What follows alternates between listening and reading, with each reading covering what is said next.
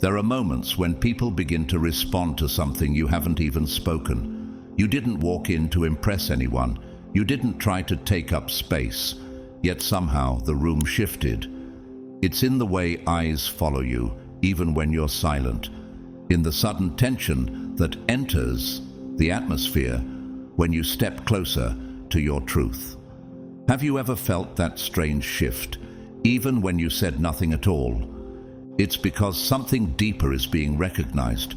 Not your voice, not your title, but your vibration, your calling, your alignment. Long before people know what to call it, they start treating you differently. Not always with kindness, but almost always with awareness. And that's how the signs begin. You see, chosen ones rarely receive celebration. Instead, they encounter contradiction. It's a strange kind of spotlight, one you never asked for, but one that seems to follow you anyway. Have you noticed how some people are drawn to you with reverence, while others resist you with no clear reason? It's not about what you've done, it's about what you carry. What makes this even more mysterious is that your journey has been mostly internal. Quiet battles, silent victories, deep transformation, and yet the world around you seems to be responding, as if they've sensed what heaven already knows. Could it be that the very struggles you've endured are now becoming the signs others can't ignore? And now that you're watching this, it's no accident. Something sacred is being confirmed in your spirit. If this message resonates with what you've been feeling lately, comment 777 below to mark this moment. That number isn't random, it's a seal. It says to the unseen realm, I know who I am, and I'm ready to walk in it. To every soul who's been supporting this space through your prayers, your presence, and your generosity via super thanks, thank you. You are part of a holy remnant that is rising in clarity, not chaos. Your presence is felt. Your faith is fuel. Have you ever looked back and realized the very people who doubted you were the ones who sensed your greatness the most? The truth is, they recognized it before you claimed it, and that's what we're about to explore together. So let's begin. These are the 8 signs that people around you, friends, strangers, even enemies, have already seen the truth. You're not just different, you're divinely set apart, God's chosen ones. 8 signs that people recognize you as the chosen one.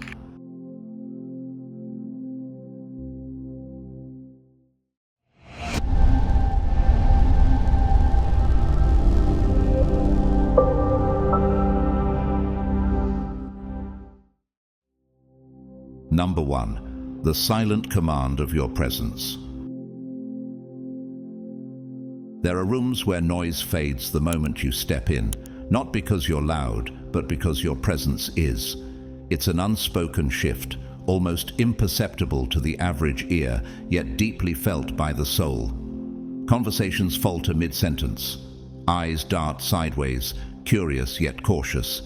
Even the most extroverted personalities instinctively recalibrate themselves, some adjusting posture, others toning down bravado. And you haven't even said a word. Why does this happen? Why do people respect you or fear you before they know your name? You're witnessing the quiet consequence of your spiritual resonance, not the type that earns medals or applause, but the kind forged in silence, in trials, in lifetimes of becoming. It's the weight of having survived things that should have broken you. It's the depth of your gaze that whispers ancient truths without uttering a syllable. You don't demand attention. You command it by existing. Your spiritual frequency exposes the falsehood in others. What happens when a room soaked in artifice suddenly meets the vibration of authenticity?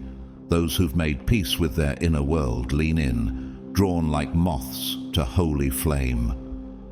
But those hiding behind masks recoil, afraid of what they might see if they stand too close. Isn't this what happened when Jesus entered a synagogue? In Luke 4:33-34, a man possessed by a demon cried out, "What do you want with us, Jesus of Nazareth? Have you come to destroy us?" The man's lips moved, but it was the demon in him that trembled. That's the kind of presence you carry, not a performance, a disruption. You don't provoke, you reflect. You don't need to speak to shift atmospheres. Your essence does the speaking. Have you ever wondered why people seem unsure around you even before you've introduced yourself? Why friends become oddly competitive or strangers offer unsolicited explanations for who they are and what they do? That's not coincidence. That's confrontation, spiritual confrontation. Take the story of Daniel in the lion's den. Before he ever faced the lions, his very faith unsettled those in power. They conspired, not because he sinned, but because his devotion revealed their duplicity. Daniel 6:4-5. People didn't fear Daniel because of his position. They feared him because of his alignment with the divine. Can you see that in yourself now? That the tension in rooms is not rejection, it's recognition. World-renowned conductor Leonard Bernstein once said, "The most profound silence is not the absence of sound, but the presence of something greater." Isn't that what happens when you enter a room?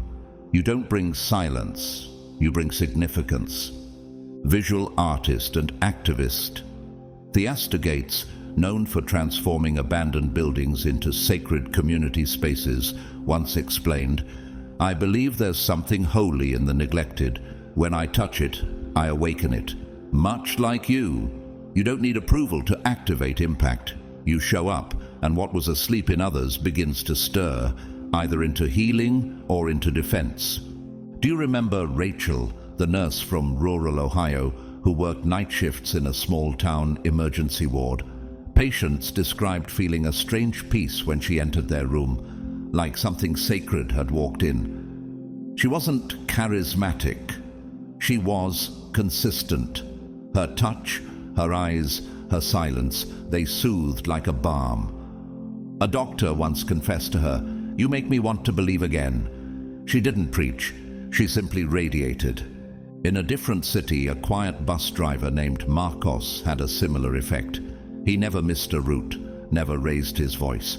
But passengers who boarded his early morning line often stepped off weeping, not because he said anything, but because they felt seen.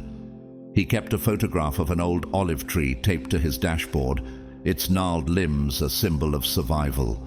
He once told a passenger, "This tree's been through war, drought and fire, but it still gives shade."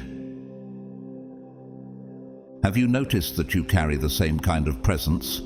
That your strength doesn't make noise, but it echoes. Like an old oak that has stood through decades of wind and flood, you don't need to explain yourself. Your roots do that for you. Have you felt people projecting onto you emotions that weren't yours to carry? Envy, intimidation, discomfort, simply because you didn't participate in smallness? Because you dared to be grounded when others were scrambling for attention? That's not your burden. That's their awakening. In nature, think of the panther in the jungle. It moves without sound, but everything senses it. The birds grow quiet. The trees seem to hold their breath. It is not chaos the panther brings, but clarity. You, chosen one, are that presence in the spirit realm. Or imagine the gravity of the moon. It doesn't touch the earth directly, yet it governs tides, moods, rhythms, without ever shouting, without ever descending. Your energy functions the same, subtle but sovereign. Isn't it time you stop questioning why people act strange around you and start understanding that you were never meant to blend in? Your walk is not just about healing, it's about revealing. You are heaven's reminder, walking among those trying to forget. That's why you're feared. That's why you're revered. Not because of who you pretend to be, but because of who you've quietly become. Number 2, you reflect the unspoken truth. Others are afraid to face. There are moments when people look at you, but they're not really seeing you. They're seeing a version of themselves they've tried to bury. You walk into their lives not as a judge, not as a preacher, not as a savior, but as a mirror. And what that mirror reflects isn't always welcome. Have you ever been misunderstood by someone who barely knew you? Have you noticed how people assign meaning to your silence, your stillness, your presence, as if you were a character in a story they wrote long before you arrived? You speak calmly, and they call you detached. You set boundaries, and they label you arrogant.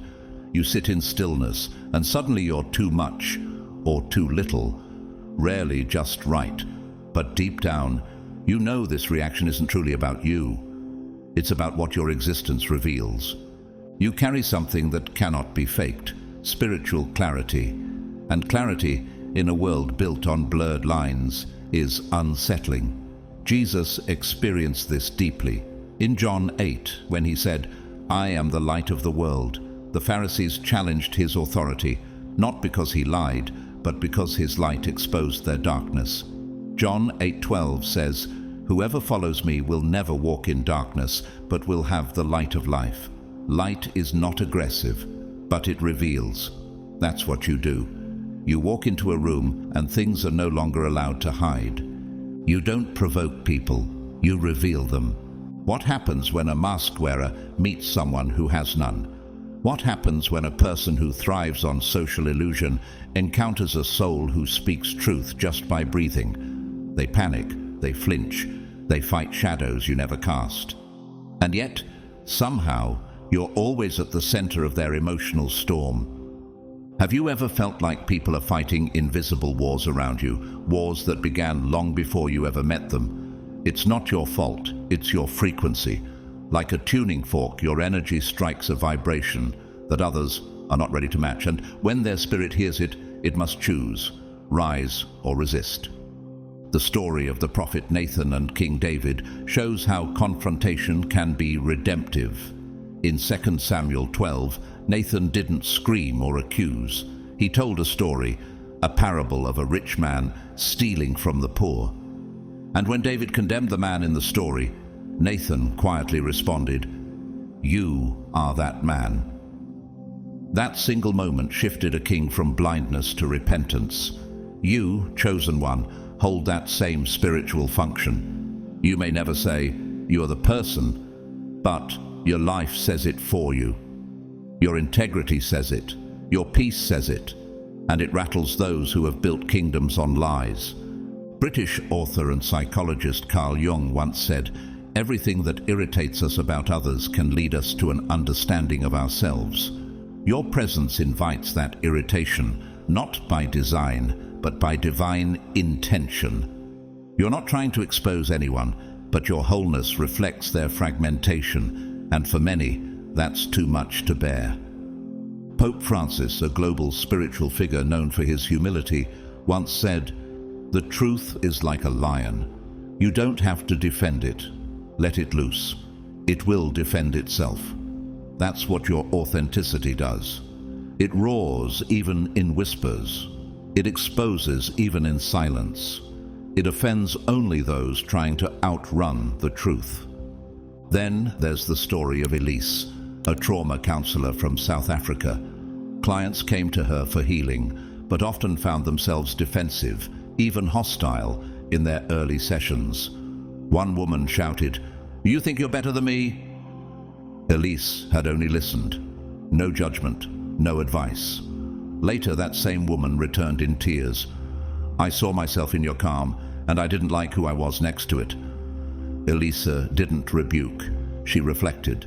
That's power. That's you. Miles away in Argentina, a mechanic named Diego became famous in his neighborhood, not for his skills, but for his presence. Workers said he made them feel guilty just by walking in. Why? He was kind. He was honest. He didn't gossip or cheat. He prayed quietly on his lunch break, but in his presence their shortcuts felt uglier, their anger more exposed. Some left the garage. Others changed their lives, not because he told them to, but because his mirror didn't lie. In nature, consider the still waters of a deep mountain lake. When you gaze into it, it reflects you as you are, no distortion, no filter. It doesn't argue, it simply shows. Your soul is like that lake, and those who are unready for truth will throw stones to break the surface. Or imagine a wolf under a full moon. The moon doesn't howl, it shines, yet the wolf can't help but respond. Why? Because even the silent presence of light awakens what lies hidden in the wilderness. You too awaken what's buried in others, not by noise, but by resonance. Have you felt burdened by this spiritual responsibility? Like you're constantly misunderstood, misread, mislabeled? That's the cost of clarity. That's the weight of walking maskless in a world addicted to disguise. And yet, your role is not to shrink. Your role is not to appease. Your role is to be, to hold your ground even when your truth offends false comfort. Why do some people cling to you like a life raft in a storm, while others treat your peace like a provocation? Why does your calm create chaos in places where performance used to rule? Why do you feel more like a revealer than a relator in most relationships? Because you're not here to be easy. You're here to be eternal. Your aura calls for honesty, not through coercion, but through invitation. And those who are ready will rise. Those who are not will resist. Either way, your presence will shift them. It already has. You're not just walking through the world, you're shifting it. One glance, one conversation, one silent room at a time. Number 3. You carry the kind of wisdom that doesn't need a title. There are encounters that feel too profound to be random. You're sitting quietly, maybe in a coffee shop, on a train, scrolling your phone, and someone you've never met suddenly begins telling you the story of their life. It doesn't start with pleasantries.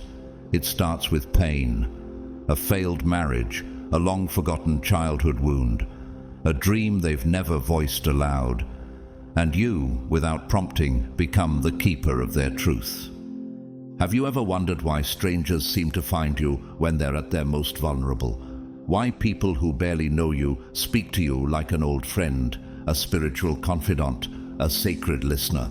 They don't know your job, your past, your beliefs, yet something in your presence says, you're safe here. This is not by accident. It's a spiritual appointment. There's something about your energy that speaks louder than words. It's not your credentials or your charisma. It's your capacity. Your soul doesn't just listen. It absorbs. It holds. It sees beyond words and filters through the noise. You don't interrupt. You don't rush. And you never posture. That's why people pour into you like a broken jar, seeking someone who knows how to mend. Could it be that your life has made you a living vessel, a sacred container of wisdom not learned in books, but birthed in fire? Consider Joseph, sold into slavery by his brothers, wrongly imprisoned and forgotten by men, yet remembered by God. When Pharaoh had a troubling dream, it wasn't the scholars or scribes who could interpret it. It was Joseph, a former prisoner, a man who had suffered. Genesis 41:39 records Pharaoh saying, "Since God has made all this known to you, there is no one so discerning and wise as you." The wisdom Joseph carried was not academic, it was divine, and it was trusted even by kings. That's what people sense in you. They may not know why, but their spirit recognizes your scars, not as signs of failure, but as proofs of passage. You've walked through deserts and still carry water. That's why they come to you. British-American author and therapist Laurie Gottlieb, who wrote, "Maybe you should talk to someone," once shared, "People come not for advice, but for connection, to feel seen, known, and not alone." That's the atmosphere you create. Without trying, without needing recognition, you become the shelter people didn't know they needed until they found you. Oprah Winfrey, renowned media icon and spiritual interviewer, has often said, "Everyone just wants to be heard." In her decades of interviewing world leaders, celebrities, and everyday people, She's discovered that, no matter how different our stories are, the need for soul witness is universal. You are that witness. You don't just hear stories, you hold them in a sacred trust. Remember Amira, the young woman from Istanbul who was contemplating ending her life after a series of traumatic losses. She sat alone in a park, tears falling silently, when a stranger sat beside her. That stranger was Yuan, so you didn't know her name. You only said, "Whatever's hurting, it doesn't own you." And for reasons even she couldn't explain, she chose to stay. A week later, she wrote a letter to a local paper trying to find you. The silent angel in the brown coat, whose words redirected her path. You didn't preach, you just showed up. In another city, a man named Jordan, a recovering alcoholic, met you in a late-night grocery aisle. He asked if the cereal you held was any good. A small exchange, almost laughable. But when he looked into your eyes, he said later, he felt like someone finally saw through the fog. You said, "It's my favorite comfort food," and he burst into tears. That moment kept him sober another month. A month that became 6. A year, a life rebuilt. Isn't it wild how your stillness carries more power than most people's advice? How your very presence acts like spiritual scaffolding for those on the edge. You learned this sacred stillness not from ease, but from agony. Your wisdom was carved out of nights no one knew you cried. Lessons were etched into your bones while everyone thought you were fine. You had to be the wounded healer, the bleeding lighthouse. And that is why people come, because your soul whispers, "I've been there, and I made it." In nature, think of the oldest redwood trees, thousands of years old, towering in majesty. They do not rush, they do not speak, but people travel across continents just to stand in their shadow. Why? Because their presence alone speaks of survival, of time, of stillness that heals. You are like that. Or consider the ocean at dawn. Before the waves crash, before the sun rises, it rests, endlessly deep, quietly alive. That's what people sense in you. Not performance, but peace. Not noise, but depth. Why do strangers skip the small talk and dive straight into confessions with you? Why do people say, "I don't know why I'm telling you this," before unraveling their entire soul? Why do they leave feeling lighter, even when you barely spoke? Because your energy doesn't lie, it doesn't perform, it welcomes. This is your gift and your responsibility. You carry a lantern forged in suffering, and you shine it not by force, but by simply existing. You don't guide people out of darkness with blinding light. You sit beside them until their eyes adjust. That is the way of a true healer. And yes, it gets heavy sometimes. Yes, it feels like you hold stories no one asked you to carry. But chosen one, that weight is sacred. You were entrusted with it, not because you're perfect, but because you're proven. You have walked through hell and returned not with ashes, but with answers. So the next time someone pours their heart into your lap, even if you feel unequipped or weary, remember, God did not make you a wellspring by accident. He carved you for this, and your silence, your presence, your truth, they are a sermon many hearts have waited their whole lives to hear. Number 4, they tried to dim you because they couldn't define you. Long before you ever knew the magnitude of what you carried, others did. Not always consciously, not always openly, but something in their spirit recognized what was hidden in yours, and instead of celebrating it, they tried to cage it. Have you noticed that certain people seemed threatened by your potential before you even realized you had any? That they mocked your dreams, not because they were unrealistic, but because they were prophetic. Why is it that manipulators are often drawn to the most empathetic? Why do the most controlling people always find the freest souls and try to leash them? It wasn't a coincidence. It was spiritual warfare in disguise. When someone carries divine light, shadows nearby start to panic. Not every attack you endured came from hatred. Some came from fear. Not every insult was about your failure. Many were reactions to your future. You weren't targeted because you were weak. You were targeted because you were awakening. Isn't that what happened to Moses? Even as a baby, Pharaoh feared what he would become. Exodus 1:22. He hadn't parted any seas. He hadn't led any nation. And yet, the mere potential of his calling caused kings to tremble. You, chosen one, have carried that same threat to darkness. The enemy saw what you would grow into before you could even walk in it. When you were still learning who you were, manipulators tried to teach you who you weren't. They cloaked their control as concern. They dressed their jealousy as guidance. They handed you smaller visions and called them protection. But your spirit couldn't shrink, even when your voice did. The writer and abolitionist Frederick Douglass once said, "It is easier to build strong children than to repair broken men." And yet, you weren't built strong. You were forged in fire. You didn't have the luxury of easy beginnings. But that's exactly what made you unshakable.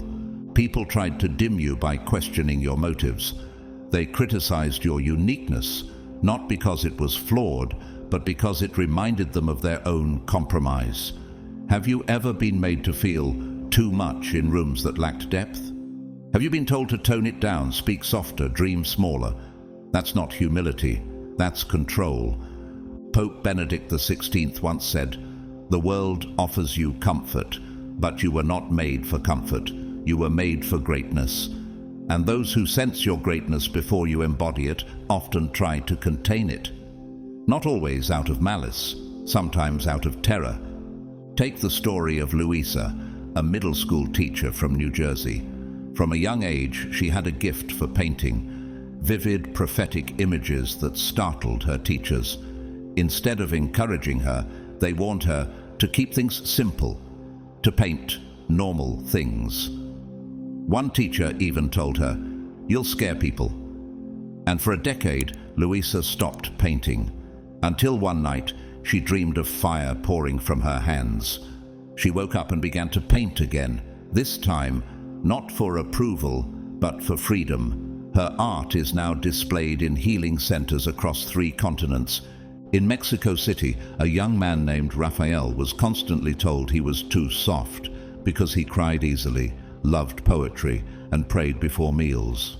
His family tried to toughen him up. Peers called him weak. But years later, his tenderness became his superpower. He now runs a grief sanctuary for men who were never taught to feel. The very traits they tried to erase became his calling. Isn't it strange how the traits people try to shame are often the same traits heaven wants to amplify? In nature, consider the sunflower. It doesn't follow the crowd, it follows the sun. Even when clouds gather, even when storms rage, it turns toward light. Your soul is like that. You were never meant to bend to darkness. You were wired to seek divine direction. Or think of a river carving through solid rock. It's soft, yet relentless, quiet, yet unstoppable. That's your nature.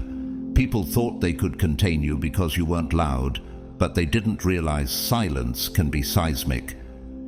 Have you noticed how narcissists seem to orbit around you, pretending to adore you, only to later drain your energy? Why do toxic people accuse you of being difficult right after you set boundaries? Why do manipulators call you selfish when you choose freedom over control? Because your truth confronts their illusion. Your light exposes their mask. Jesus faced the same. The Pharisees pretended to respect him while plotting his downfall. They feared his authority, not because he ruled over them, but because he didn't need to. And they couldn't control someone who wasn't seeking their validation, just like you. You were never sent here to fit in. You were sent to stand out, not for attention, but for assignment. You're not just here to survive the system. You're here to shift the atmosphere, to dismantle falsehoods, to speak truth where lies have ruled for generations.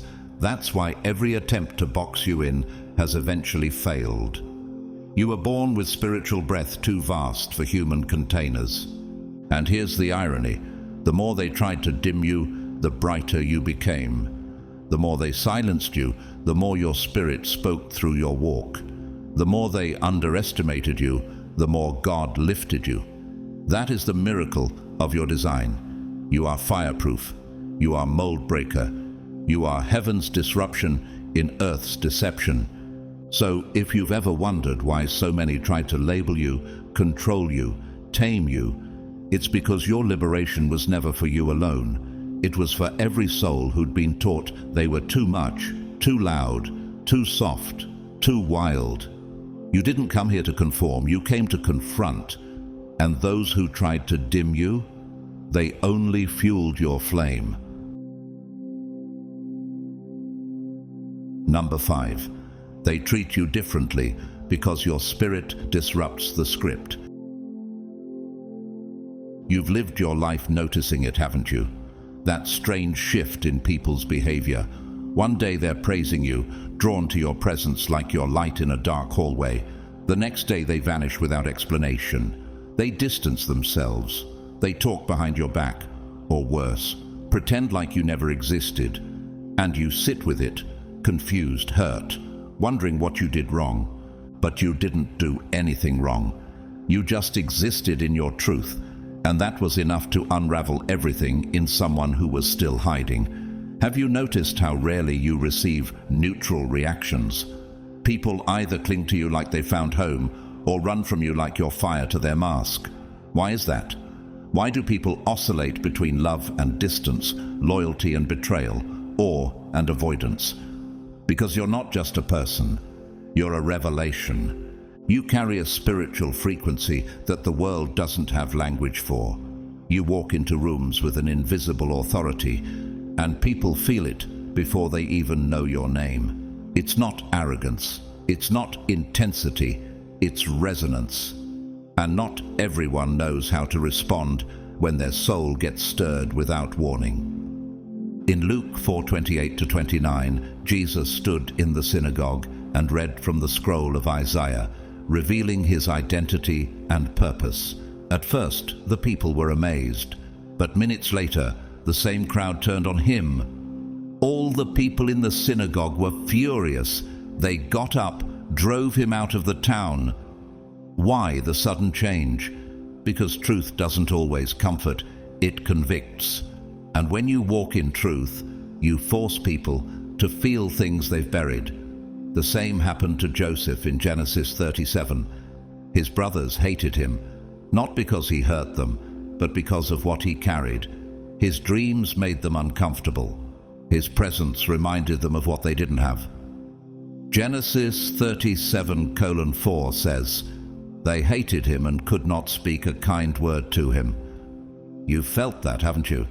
That strange resistance from people who couldn't name what was wrong. But their energy made it clear. That's what you trigger in people. You mirror back what they're suppressing. For those living truthfully, you're a compass. You align with their journey, reinforce their inner knowing, and activate their boldness. But for those addicted to the comfort of pretending, you become a threat. Not because of what you do, but because of what your life represents. You remind them of what they've denied. Sometimes the very people who say, "I admire your strength," are the ones who eventually punish you for not needing their validation. Why does that happen? Because your independence feels like a mirror to their codependence. Your clarity offends their confusion. Your spiritual authority makes their control tactics useless. And so they retreat, or attack, or both. Marianne Williamson, spiritual author and speaker, once said, "Our deepest fear is not that we are inadequate. Our deepest fear is that we are powerful beyond measure." That's what you awaken in people, the awareness of what they've been avoiding.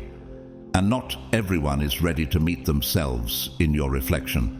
Or consider Frida Kahlo, the iconic Mexican painter known for her raw self-portraits. Her art exposed emotional pain, identity, and vulnerability. She was both adored and misunderstood, loved by some for her honesty, rejected by others for the same. That's what walking in truth does. It polarizes. It doesn't allow comfort zones to stay intact. Think of Nora, a corporate assistant in Berlin who was always quiet, always observant. She never gossiped, never bragged, but somehow she became the target of gossip. Her calm bothered people. Her discipline made co-workers uneasy. One day, after she refused to take part in a group's unethical shortcut, she was iced out. Yet 2 of her colleagues privately thanked her for standing firm. The very stance that made her rejected also made her respected. And Malik, a young barista in Morocco, known for remembering people's names, always greeting with warmth and never engaging in drama. Still, some regulars mocked his kindness, until one day an angry customer exploded on him, and Malik responded with patience and truth. Another customer overheard, left a review online, and soon his manager promoted him. His authenticity didn't just survive, it shifted the culture around him. Have you seen that play out in your life? One day you're the favorite. The next, you're the scapegoat. One week you're the confidant. The next week you're the topic of whispers. That's not confusion. That's spiritual collision. People sense something in you. Even if they can't name it, they feel it. And it's not always comfortable. Because standing in front of someone who refuses to wear a mask makes it impossible to keep wearing theirs. Like the wind that reveals what's loose on a roof, your presence reveals what's not secured in someone's character. Like lightning in a quiet sky, you don't just appear, you shake things, you illuminate, you startle, not on purpose, but by nature. So when someone suddenly pulls back, it's not always rejection, it's revelation. It shows you what they were hiding behind the smiles. When someone starts talking about you instead of to you, that's not betrayal, it's exposure. When someone pretends to forget your impact, it's not a loss, it's a lesson. Have you felt that ache when someone you trusted changed overnight? Have you tried to make sense of it, replaying every word, wondering what you missed? Stop wondering. The shift wasn't about what you said, it was about what your presence revealed. And sometimes your very existence becomes a form of spiritual pressure for others to rise or retreat. But chosen one, you weren't sent here to be understood by everyone. You were sent here to awaken those ready to see. And if your light causes someone to flinch, it doesn't mean you should dim it. It means they're not ready for clarity. You will be misunderstood, you will be misjudged, and you will also be deeply remembered by those who were brave enough to stay, because your walk speaks louder than your words. Your silence carries truth people can't unhear, and your presence, steady, spirit-filled, undeniable, is the line in the sand. They may waver, but you don't.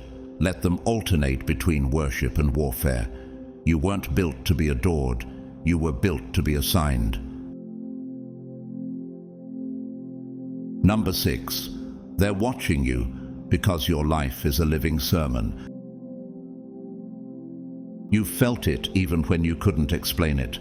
That quiet awareness that somehow someone's eyes were on you, not with words, not with praise, but with unspoken attention. You walk into a room and conversations falter for a moment, not because you interrupted, but because your presence carried something people weren't prepared to confront.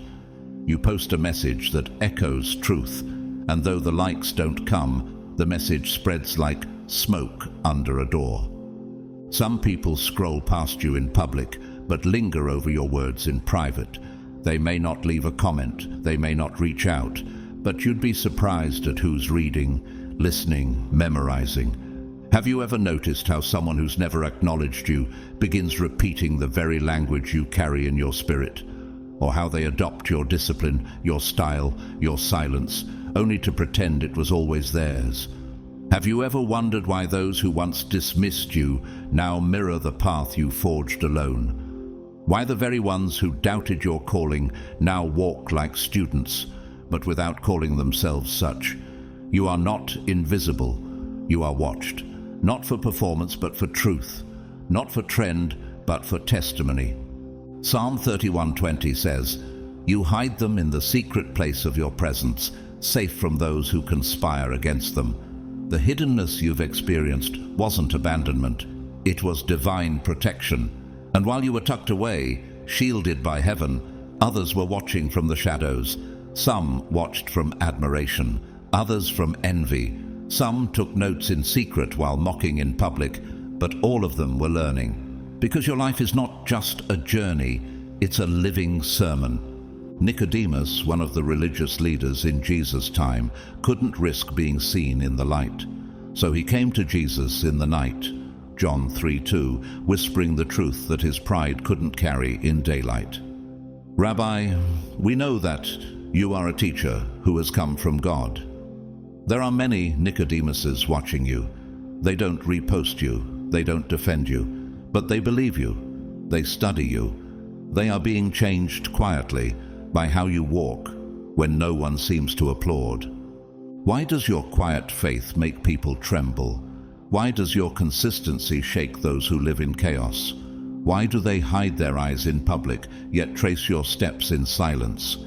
Because your life, chosen one, is living proof that transformation is possible, that rising from ashes isn't fiction, it's prophecy fulfilled. When you stand back up after a betrayal, they watch. When you pray through grief no one sees, they watch. When you forgive without a platform, when you create without praise, when you persevere with no spotlight, they watch. And it convicts them. They don't always understand what they feel when they see you. Some feel peace, others feel pressure. Some want to be near you but don't know why. Others distance themselves, afraid of being seen too clearly in your reflection. Corrie 10. Boom wasn't a world leader. She wasn't wealthy, powerful, or loud.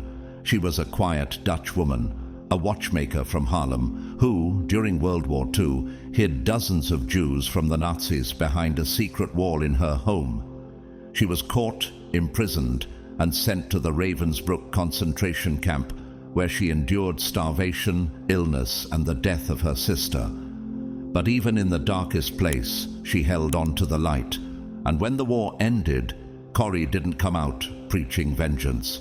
She came out preaching forgiveness. She once said, "There is no pit so deep that God's love is not deeper still." She went on to travel the world, telling her story of how love survived horror, how forgiveness healed what hatred broke. She never led armies, she never ran for office, but her life, quiet, faithful, and fire-tested, became a sermon that shook the world without ever raising her voice. Or Sinead O'Connor, an artist and prophet wrapped in misunderstood rebellion. The world shamed her for truths she sang too early. But now, decades later, her pain is being studied in classrooms, her voice replayed with reverence, her defiance translated into legacy. The same people who turned from her voice now seek her vision, and all along, she never stopped telling the truth. You are walking in that same frequency. You've been the ignored voice, the overlooked presence, the quiet page in someone else's loud chapter. But silence doesn't mean absence, it means depth. Think of Jaya, the widowed mother in Kolkata. She didn't write books or run movements. She washed clothes by hand, prayed every morning on her porch, and smiled at every child who passed by. People mocked her simplicity. But one day, a local teacher said, "I come this way every morning just to watch her pray. It gives me courage." She never knew she was being watched, but her faith taught silently. Or Marcus, the homeless teen in Detroit. He journaled by candlelight behind abandoned buildings. Years later, his notebooks were discovered.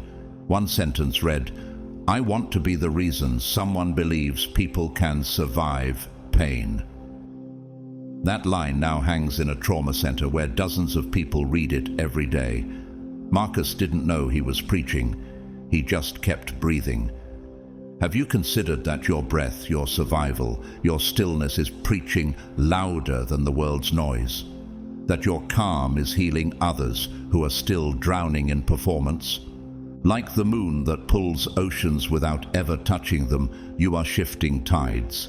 Like the desert tree that grows in silence and still feeds those desperate for shade, you are bearing fruit where no one thought anything could grow. Have you noticed how those who never cheer for you still copy your courage?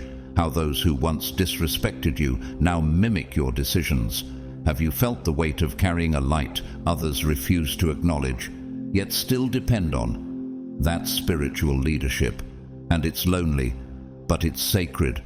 You were never meant to fit in the echo chamber. You were meant to disrupt it. You were never sent to gather fans. You were sent to lead wanderers. You were never designed to be easy to digest.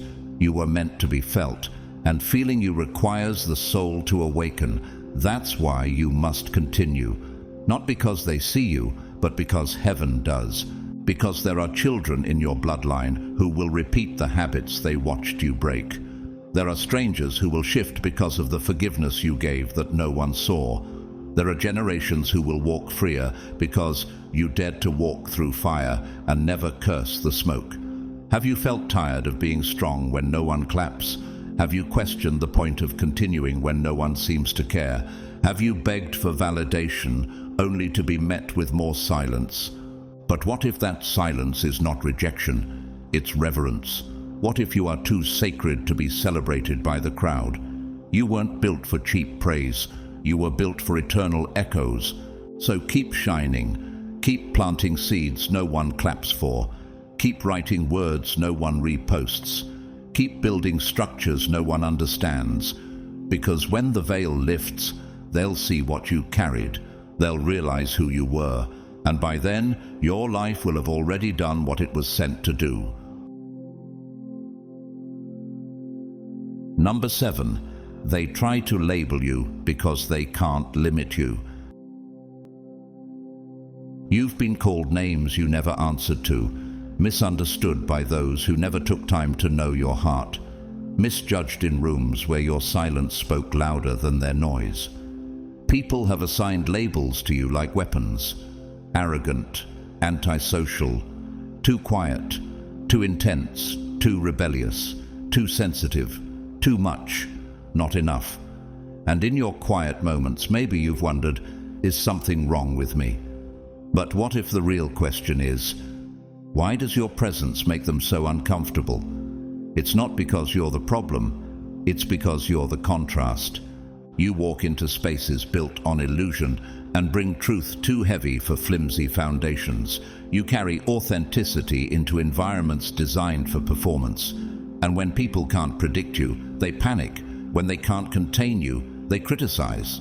When they can't understand you, they reduce you. Because it's easier to slap a label on you than it is to sit with the mirror you become. Have you ever wondered why people feel the need to define what they don't understand? Why they create narratives around your name without evidence? Why they twist your silence into arrogance, your peace into aloofness, your independence into threat? This is not new. Jesus himself was labeled everything from blasphemer to demon-possessed. In Matthew 11:18-19, he says, "John came neither eating nor drinking, and they say, 'He has a demon.' The Son of Man came eating and drinking, and they say, 'Here is a glutton and a drunkard.'" No matter what posture truth takes, those threatened by it will still throw stones. When people can't control your light, they try to distort your image. That's what happened to Hannah in 1 Samuel 1. She was praying silently, her lips moving but no sound coming, and the priest, Eli, accused her of being drunk, but she wasn't intoxicated, she was interceding. Her spirit was pouring out what words couldn't hold, and yet even a man of God got it wrong at first. How many times have people mistaken your depth for disorder, your calling for chaos? Malala Yousafzai, a young girl who spoke up for education, was labeled dangerous. Shot in the head for opening her mouth, she survived and became a global voice for justice. She once said, "When the whole world is silent, even one voice becomes powerful." Your voice, your presence, Your mere refusal to shrink threatens those built on shallow ground. And think of Joaquin Phoenix, an actor who refuses the Hollywood mold, often labeled odd, eccentric, unstable. But his performances carry truth too raw for performance-driven spaces. He walks his own frequency. And in a world addicted to scripts, his authenticity is unsettling. Like you, he is proof that you don't have to fit in to change the atmosphere. There's also Diego, a teenager from Colombia who never followed trends. He read poetry during lunch while others mocked him. He wore hand-me-downs, walked alone, and kept a journal filled with metaphors no one understood. Teachers said he was distracted. Peers called him strange. Years later, one of those teachers found his published book on grief in a hospital gift shop. The boy they labeled became the voice they now teach. And Ava, a woman in her 50s who raised 3 children on her own. She didn't go out, she didn't engage in small talk. Neighbors said she was distant. But what they didn't know was that every night she wrote letters to strangers in prison. Letters full of scripture, hope, healing. One day, a man knocked on her door, holding one of those letters in his hands. "You saved my life." The world thought she was withdrawn. Heaven knew she was a lighthouse. Have you noticed that when you refuse to explain yourself, people invent stories to fill the silence? Have you watched how they try to make you small because your freedom reveals their confinement? Have you felt their discomfort turn to accusation, their confusion turn to slander? They don't know what to do with someone who lives aligned.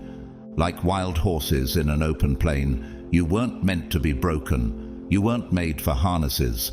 You were created for momentum, not manipulation. Or like the storm on a quiet sea, you don't need permission to stir the stillness. You don't fit their forecast. You change it. That's why they try to label you, because labels feel like cages. And if they can reduce you to a soundbite, they won't have to face the sacred paradox you embody. They won't have to confront the places in themselves they've muted for decades. But chosen one, let them talk. Let them name what they don't understand. Let them invent stories, assign definitions, whisper assumptions. Your truth is too divine to bow to gossip, because heaven didn't assign you to be liked. Heaven assigned you to be light. You're not here to be understood by everyone. You're here to reflect what's been buried in others for far too long. And the moment you stop explaining and start embodying, the labels lose power. So keep being too much for shallow minds. Keep being too quiet for chaotic spaces. Keep being too honest for artificial systems. The people who try to cage your essence will soon find that the spirit in you cannot be boxed. You're not difficult. You're distinct. You're not rebellious. You're refined. You're not confusing. You're consecrated. And no label formed against you will ever stick.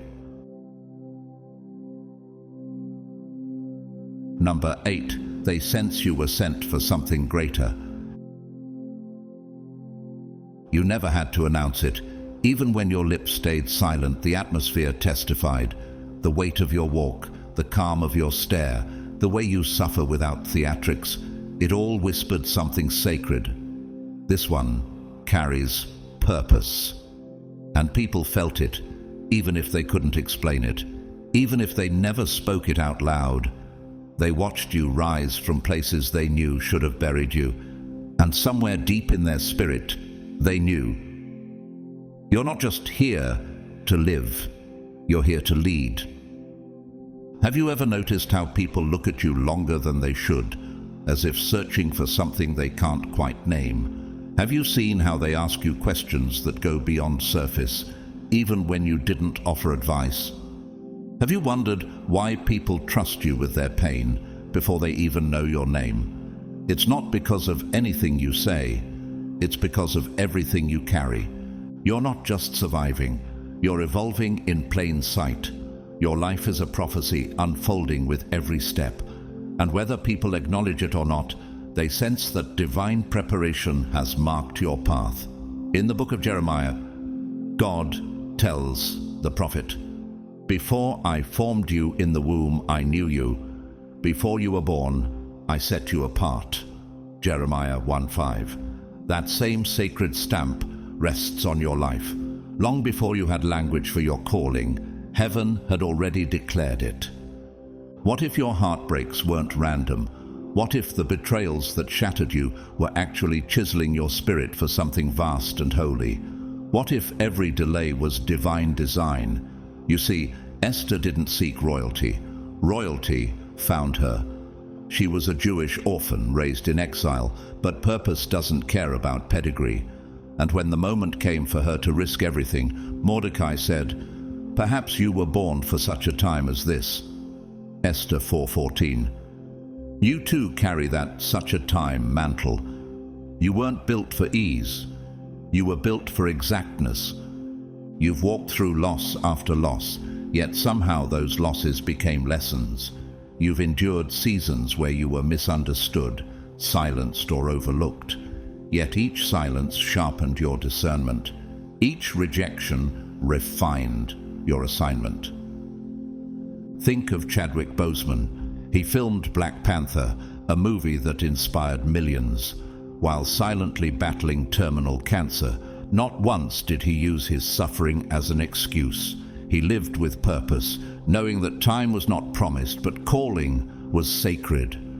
His friend said, he knew how precious every breath was, and he used each one to build something bigger than himself.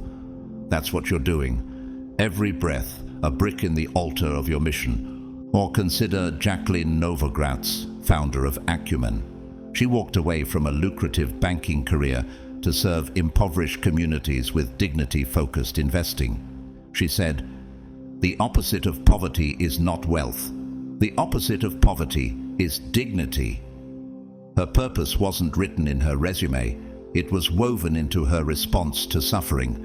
And like her, your purpose won't always make sense to the world, but it will always move heaven. Across the street from an elementary school in Illinois, there's a janitor named Tyrone who shows up at 5 a.m. every day, not just to mop floors, but to pray in each hallway. No one asked him to. No one knows he does it. But every child that walks through those doors is walking into an atmosphere of covering. People think Tyrone is just the custodian, but heaven calls him the gatekeeper. Then there's Layla, a single mother working night shifts at a hospital. She brings extra food each night, not for herself, but for patients with no family. She prays over sleeping strangers in the ICU, whispering Psalm 91 while they dream. She doesn't wear a collar or carry a title, but angels recognize her voice. Isn't it time you realized? Your calling is not something you auditioned for, it's something you were born into. So why does it still feel so heavy sometimes? Why do you feel unseen in moments you most want to be known?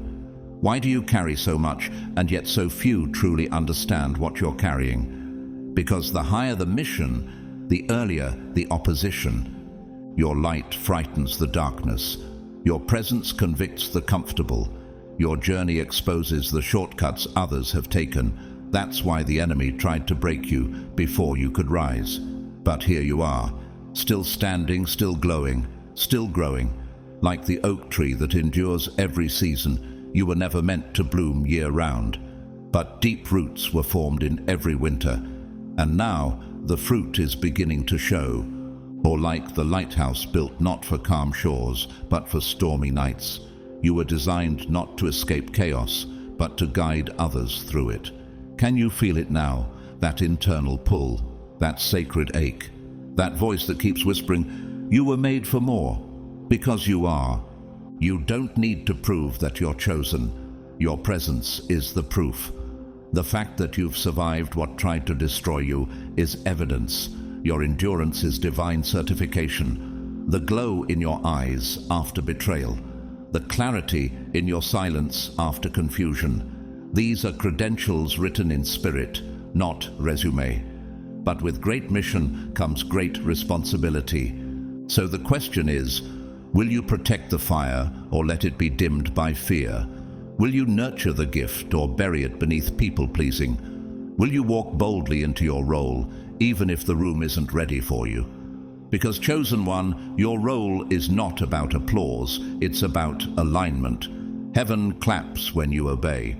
Your mission may not look like a pulpit or a platform. It might look like a quiet yes in the dark, a whisper of truth in a loud world, a step of faith when logic says, sit still.